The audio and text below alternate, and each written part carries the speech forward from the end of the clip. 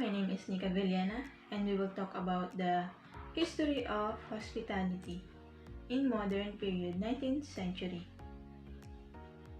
Public dining was not popular.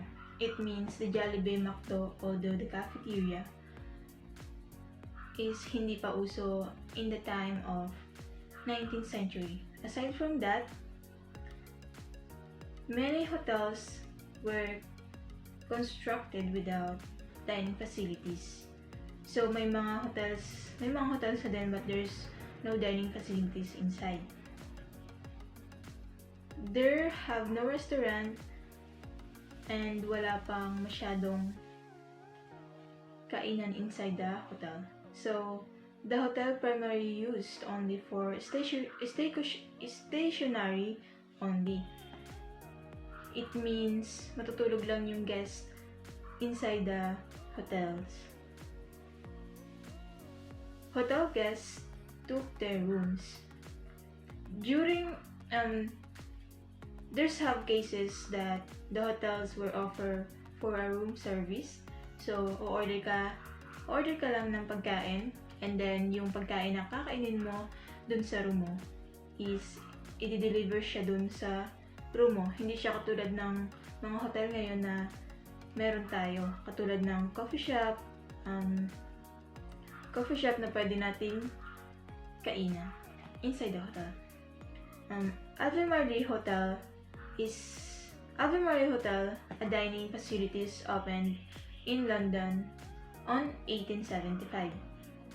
During 19th century, Albemarle Hotel become famous. One of the hotel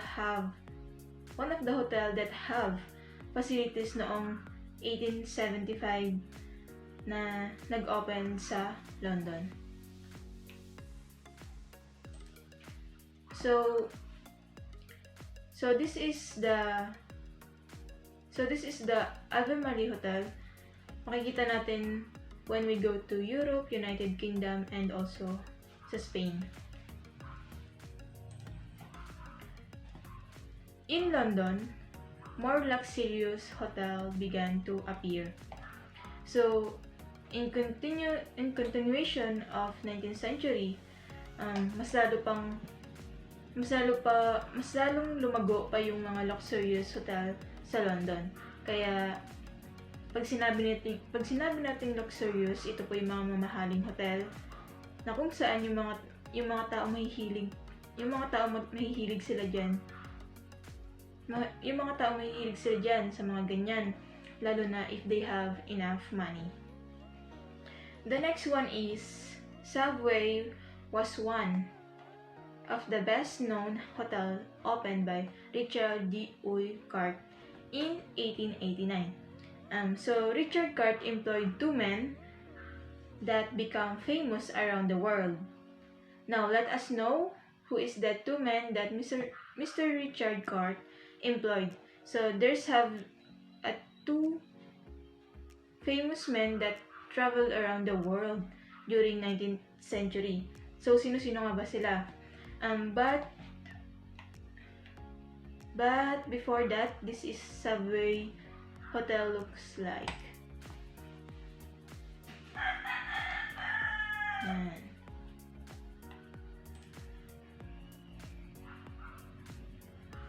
The general manager was we owned Cesarits.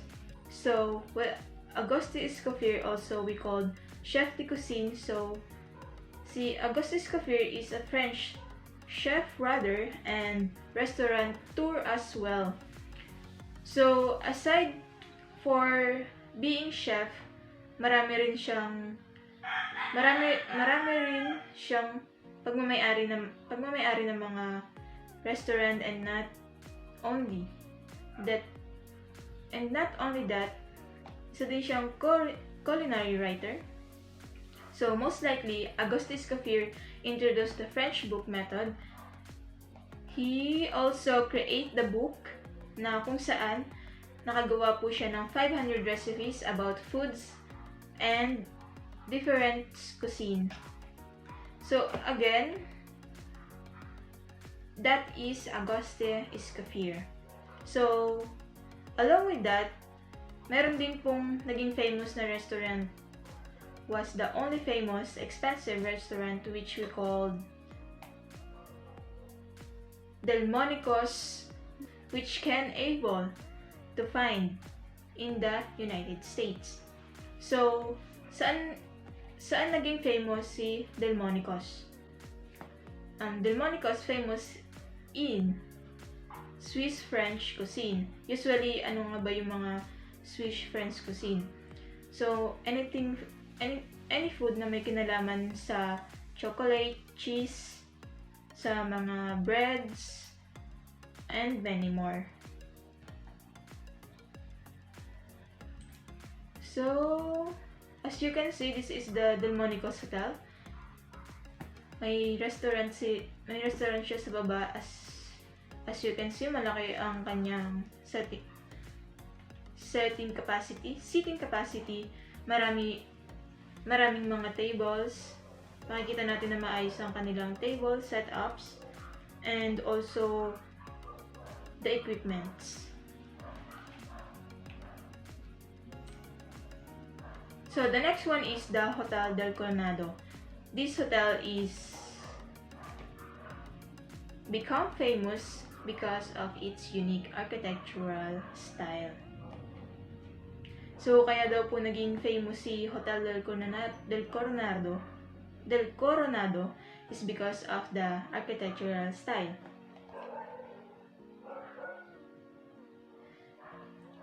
So, nauso din noong 19th century yung tinatawag nating European Plan. European Plan or ET. It means na magbabayad ka lang para sa hotel rooms mo. Pero hindi ka magbabayad sa meals or sa pagkain na sa pagkain mo, ibig sabihin separate yung pagbabayad. Yung pagbabayad mo sa pagkain. So, hindi po siya combination. So, this is the Hotel del Coronado. Na makikita natin na kakaiba yung kanyang architectural, and outside of the hotel, there's cottages that we may use, especially if you are a beach lover. The next one is the 20th century. In 1921, Walter Anderson and Billy Ingraham began the White Castle hamburger chain. So in 20th century, na-introduce din po dito si Walter Anderson and Billy Ingraham, na sila po ang nagsimula ng White Castle hamburger chain. Hindi lang po puro hotels ang nauso noong araw. Yung mga kainan such as hamburger chain. And of course, in 1939, a restaurant called Le Pavillon de France opened in New York. So this is the picture of White Castle hamburger. And this is the Le Pavillon de France. So makita natin na super aesthetic po ng lugar. So aside from that, isa din po sa na-introduce na kilalang hotel is si Four Seasons, but si Four Seasons po ay hindi lang po siya basta hotel lang. Isa rin po siyang restaurant, or the first restaurant na nag-offer ng seasonal menus with its modern architecture and art as a theme. So, dito naman sa restaurant na to, most likely offer mga delicacies na mga per season, like winter, summer, or mga kusina pwede nilang i-offer. So, this is the Four Season. Yan po yung Four Season.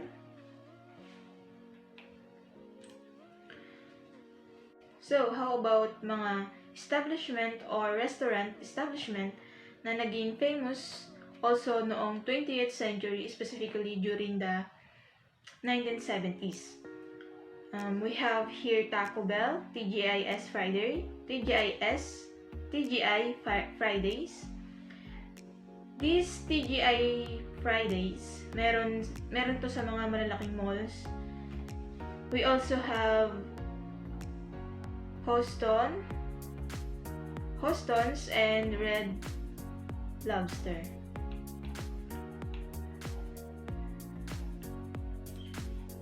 Aside from restaurant, nauso rin yung iba't ibang mga inns and mga hotels during 1970s. So we have here Days Inn, Super 8 Motel, Comfort Inns. So ito po yung picture ng mga nabanggit ko kanina. This is the Days Inn and Super 8 Motel and Comfort Inn.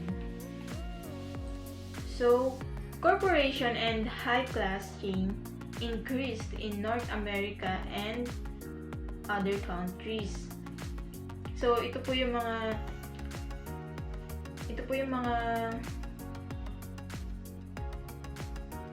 chain na mas nakilala sa North America. We have Four Seasons again, and Canadian Pacific, Marriott, Hyatt, Sheraton, Hilton, Radisson, Ramada. So, yung iba po sa kanila ngayon is namamayagpag pa rin hanggang ngayon. So,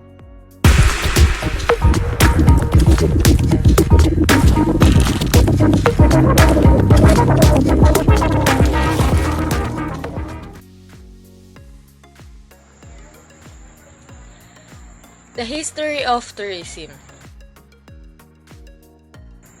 Thomas Cook discovered the tourism on born November 22, 1808 and died on July 18, 1892. The Greek word in the Latin word is starnus, who gave the first definition of tourism. The first definition of tourism was made by Guy Fuller in 1905. The meaning of tourism of history is tourism, the act and process of spending time away from home in pursuit of recreation, relaxation, and pleasure, while making use of the commercial provision of services. By the 18th century, this custom was widespread among wealthier classes in the spread to other parts of the world, such as America. Similarly, religious pilgrimage that were already popular during the Middle Ages continued during the period.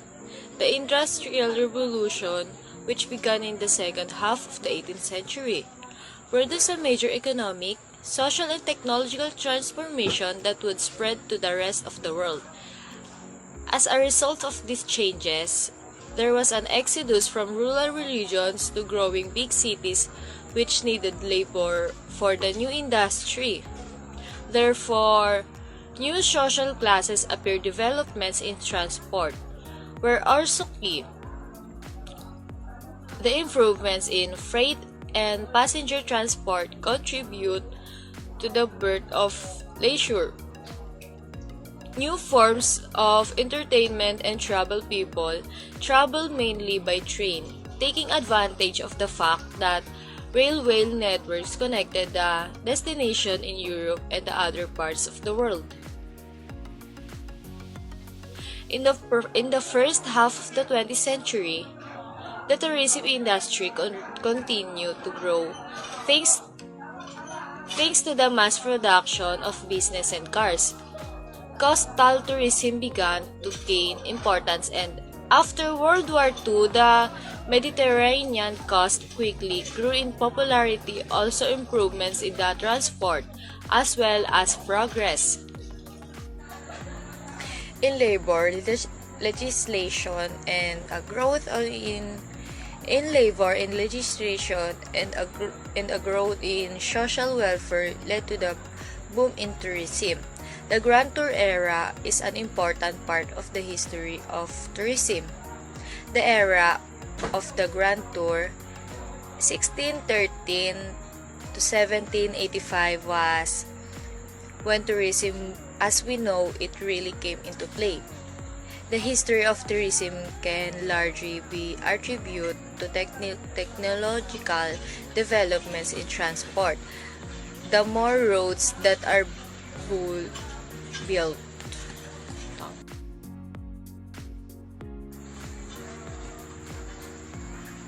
In this article, I will explain some of the elements of the history of tourism. The first is ancient times. We know that cultures and nations moved their armed forces around the order of conquer other areas, and to control trade routes and various resources. This created foundations for future travel as the Egyptian, Roman, and Eastern Mediterranean empires emerged. Necessary travel turned into tourism. The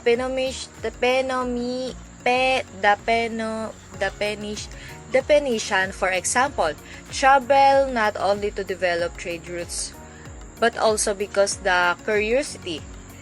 They had a desire to discover what lay beyond the area of the Mediterranean, and other people likely did the same.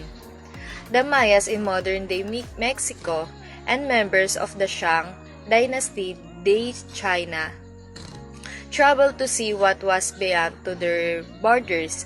They also wanted to spread their civilizations. Of course, historians have been able to find evidence of ancient travels, artifacts from other places turning up in excavations that couldn't that couldn't be there unless the ancient people had their own of tourism. And the second is the Empire era. It is hard to know when sample travel turned what we would define as tourism.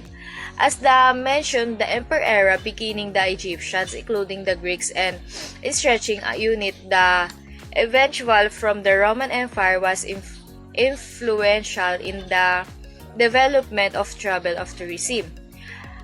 As time went on, people traveled more. They traveled for various reasons: commercial, educational, governmental, and religious purposes. With consolidated governments in different central locations established as early as the Egyptian kingdom, for 850 to 715 BC, travel was a necessity, so two were basic necessities. Lodging and food needed to be provided to those visiting from the other areas, which likely gave way to realization that you could travel to another place. Just because this especially true of the Greeks 900 to 200 BC. They wanted to find fun in new locations. They promote the use of a common language and their money because their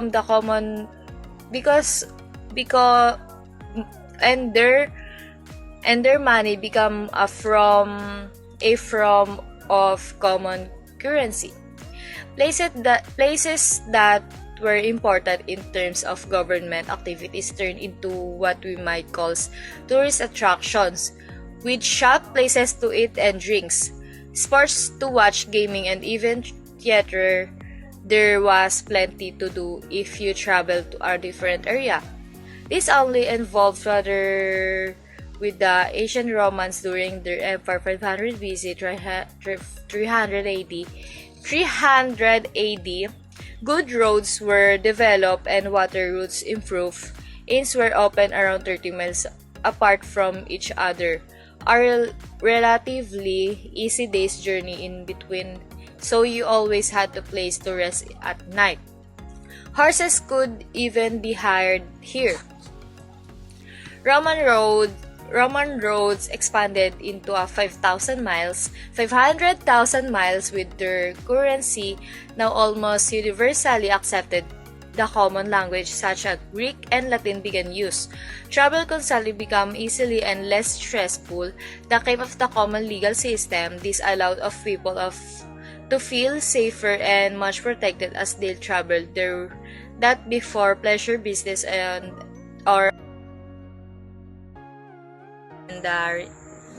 the last is the Middle Ages and the Renaissance era.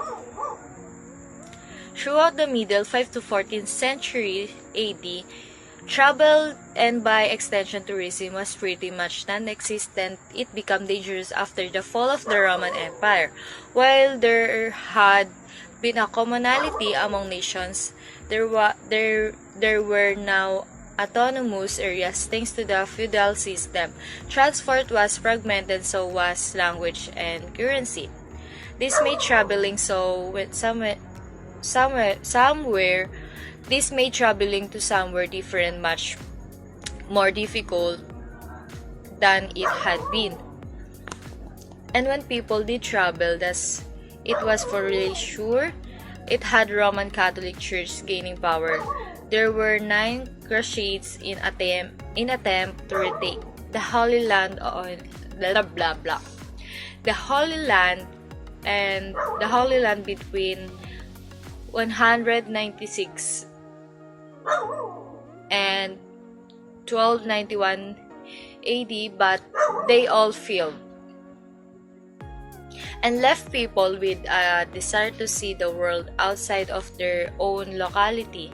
People were keen to experience different civilization. Merchants like Marco Polo started to travel far and wide after the failed crusades. Polish travel, in particular 1295 AD, were report and people start to become more interested in traveling again. So travel was reborn. During the Renaissance, 14th to 16th centuries, more merchants traveled further. I feel this was in part due to the Church and loyalty controlling larger geographic areas than they previously had done. Trade routes also started to reopen, commercial activities grew, and people continued to venture out of their own towns and territories. The first real tourist, according to historians, was Syracuse of Ancona. He joined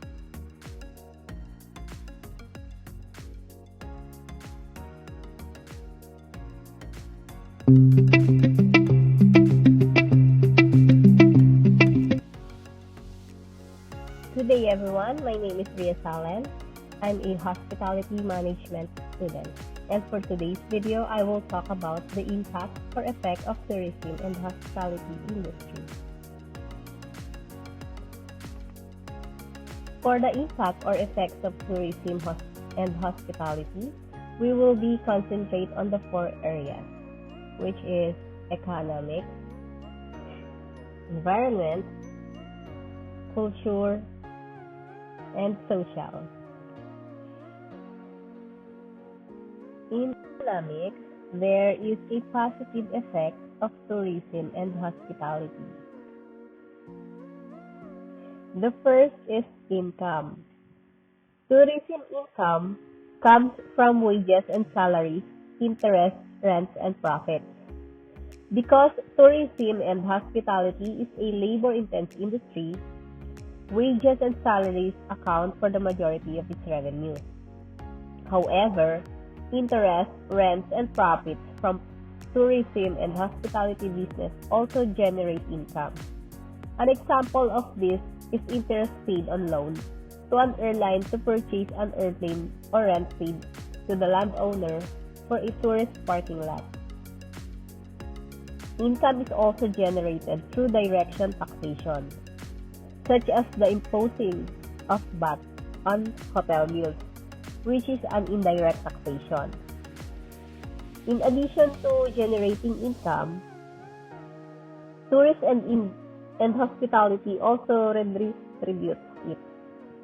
The majority of tourism-related payments are made to underdeveloped countries nationwide. Additionally, a significant portion of national and international income comes from businesses that buy and sell goods to tourists. This provides the developing nations with a variety of businesses required to cater to tourists. Food, beverages, flower for resorts, tour guides, interpreters, regional travel services, regional cultural events, shops for tourist needs, and specialized lodging would fall under this category. Employment. Tourism and hospitality benefit both the local and national economies.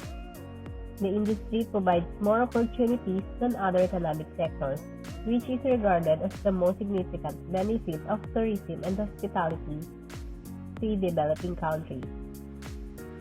Tourism and hospitality create jobs faster in developing countries than in developed countries, possibly because employees in developed countries are typically paid less than those in developing countries.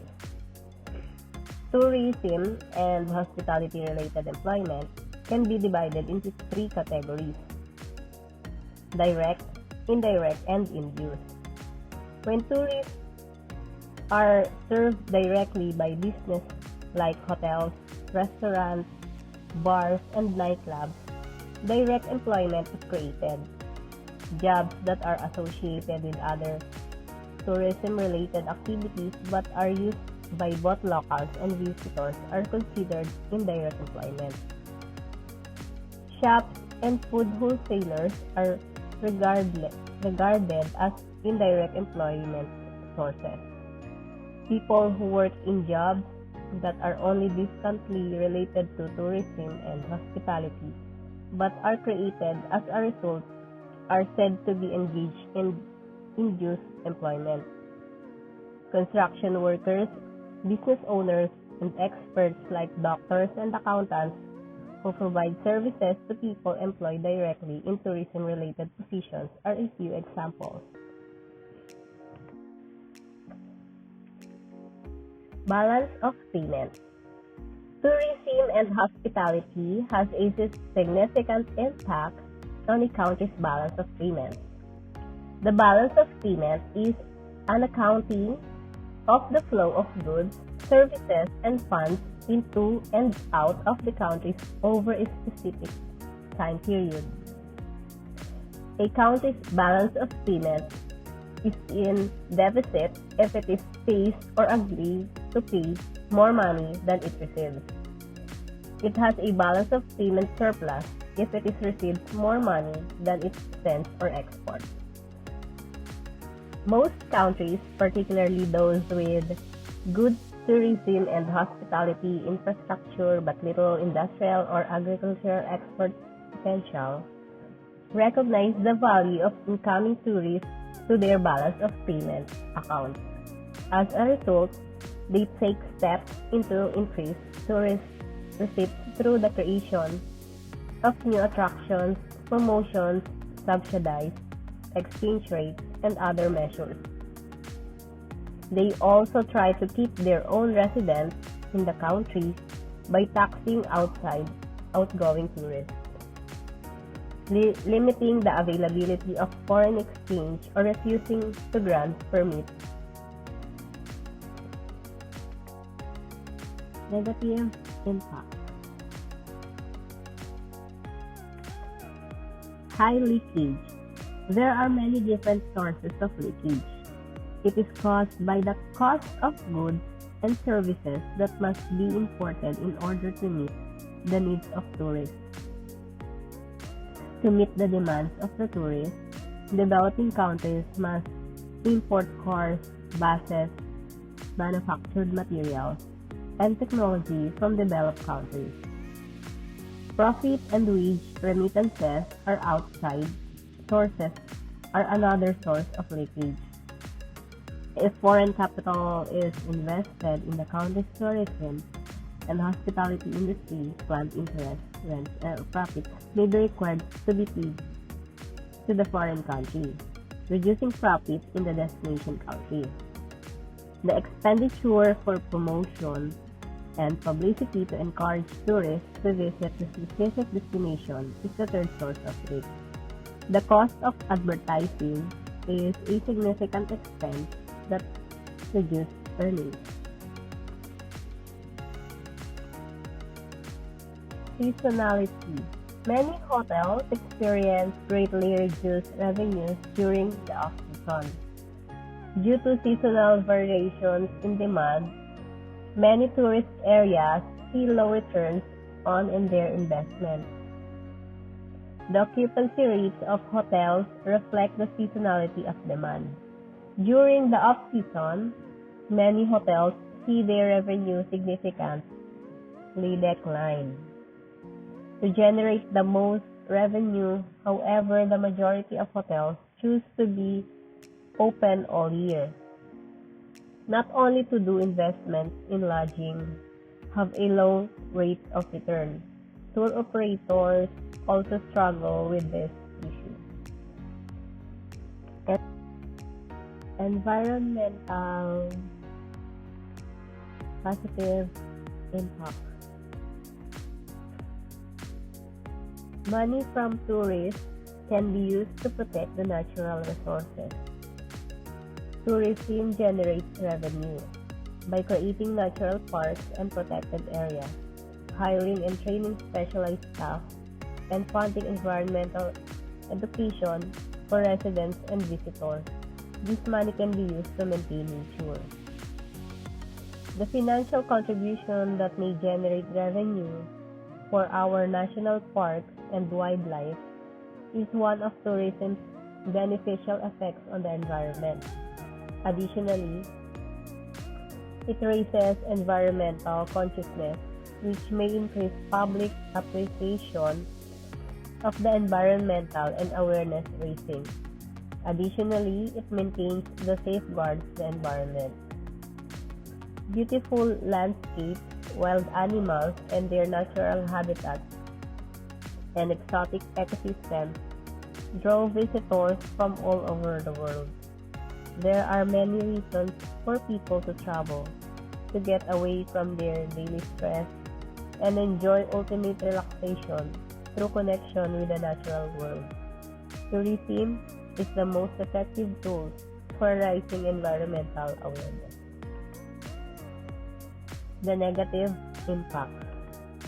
Damage to the natural environment. The negative impact of tourism on our environment is the depletion of natural resources. When there are people, there are tourists. There is always a need of water that may lead to water shortage, and also the pollution, which consists of the air pollution due to our vehicles and the factories, the noise pollution and the visual pollution. The best example of visual pollution is the car that had been parked outside because the owner had no garage at all, and also the soil or the land pollution because our garbages that had been put anywhere, and also the destruction of the ecosystem, as well as the pollution and water waste problem.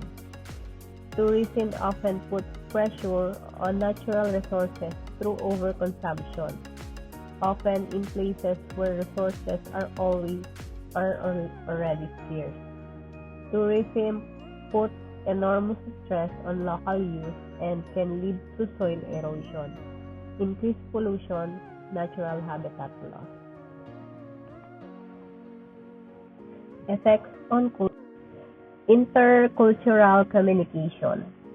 Mobility is a prerequisite for both tourism and hospitality because it enables the meeting and interaction of various social groups, nations, and cultures. This interaction can help to dispel social or national stereotypes, foster better comprehension, and promote constructive social change.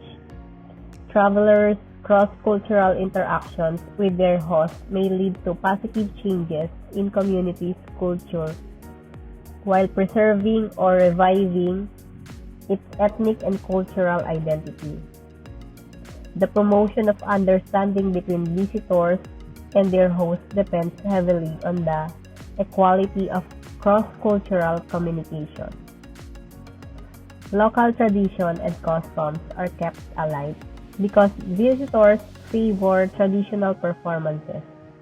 The tourist product is becoming more and more heavily influenced by culture, which helps it understand out in an crowded international market. At the same time, tourism offers a critical way to advance culture and generate money that can support and strengthen cultural production, creativity, and heritage. Social change and multicultural understanding. One of the most significant advantages of tourism and hospitality is the gathering of diverse people to help them understand one another. Tourism, according to the United Nations World Tourism Organization, is an encounter between a person and a destination in its natural setting. Above all, the UNWTO considered it to be an exchange or meeting of social groups.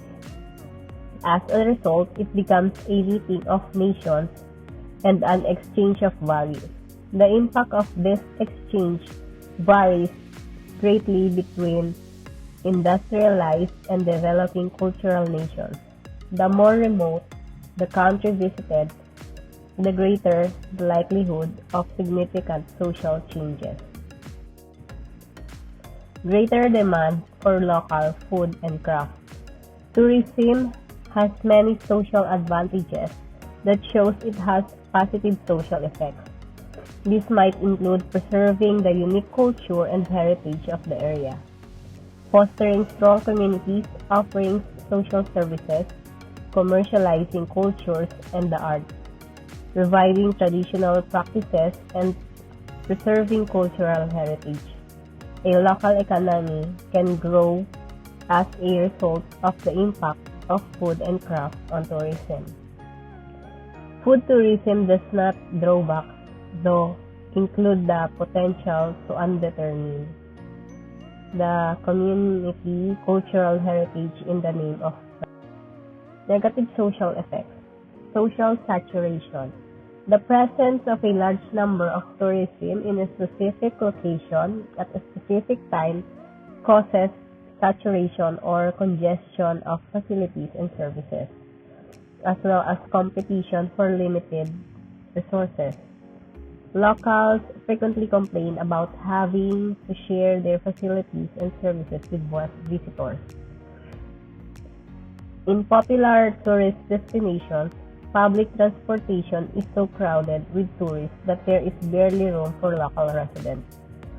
Shops are packed with tourists, force locals to alter their purchasing habits. The streets are clogged with visitors, causing traffic jams. As a result, the social cost of saturation or congestion caused by tourists and hospitality is frequently cited. Overcrowding. Locals frequently feel that a high level of tourism has an impact on their quality of life, and visitors frequently feel that there are too many other tourists, which lowers the quality of their experience. That's all. Thank you.